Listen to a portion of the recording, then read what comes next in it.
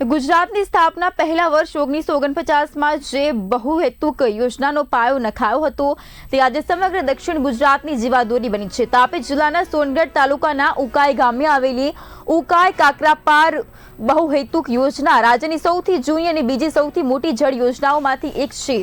વર્ષ 1949થી શરૂ થયેલી આ યોજનાનું નિર્માણ તબક્કાવાર પૂર્ણ થયું અને વર્ષ 1972માં ઉકાઈ બંધનું બાંધકામ પૂર્ણ થયું હતું।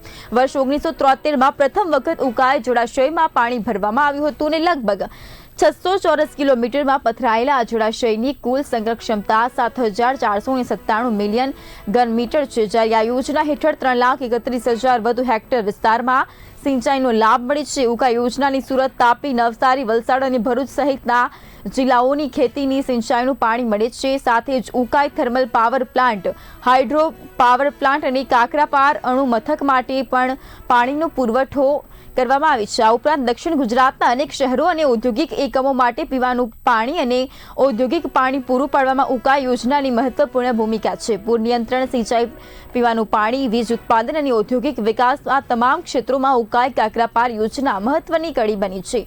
તાપી નદી પર બનેલી આ વિશાળ જળ યોજના આજે પણ દક્ષિણ ગુજરાતના વિકાસ અને જળ વ્યવસ્થાની મજબૂત આધારશીલ સમાન છે।